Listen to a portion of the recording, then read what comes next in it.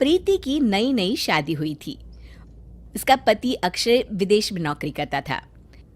प्रीति का रहन सहन सादगी भरा था। इस वजह से उसकी सास हमेशा उसे दूसरी बहुओं के मुकाबले कम आंकती थी और उसे बिल्कुल पसंद नहीं करती थी। ये ले। माँ जी, मुझे मत मारिए।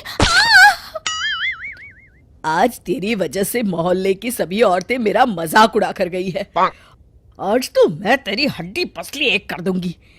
एक काम ठीक से नहीं होता तुझसे नाश पिटी। अरे तुझे तो कपड़े पहनने का भी सहूर नहीं है। पता नहीं किस जंगल से उठ कर आई है। अब इसमें मेरी क्या गलती है माँ जी?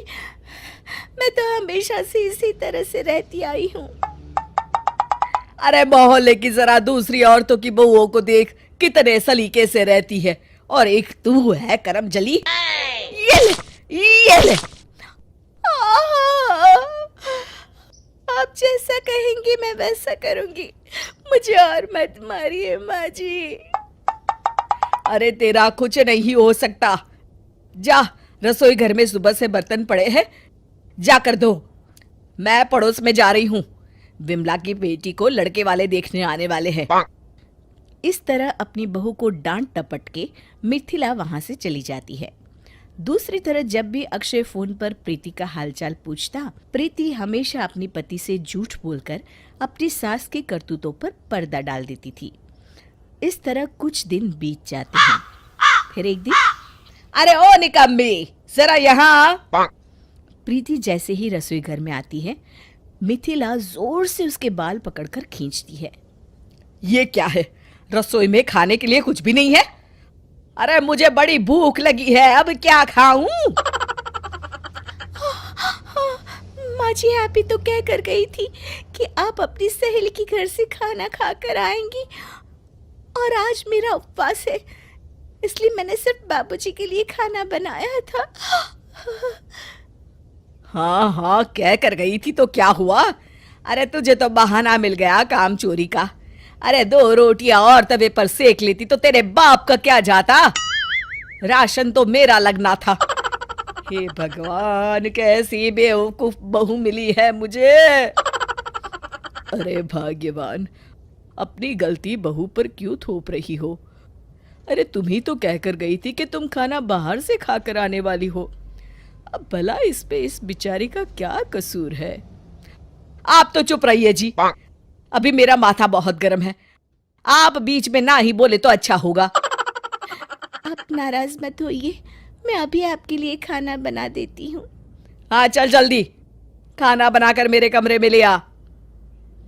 मिथिला अपने कमरे में चली जाती है। कुछ दिनों के बाद अक्षय का फोन आता है।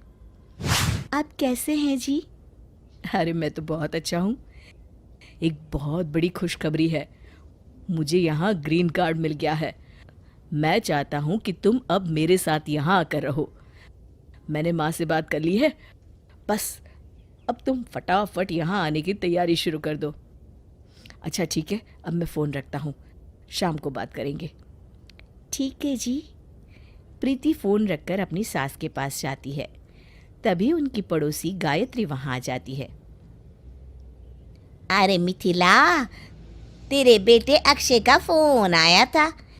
तेरी बहू को विदेश बुलाना चाहता है, उसे वहाँ ग्रीन कार्ड मिल गया है, इसलिए मैं तेरी बहू के कागजात लेने आई हूँ।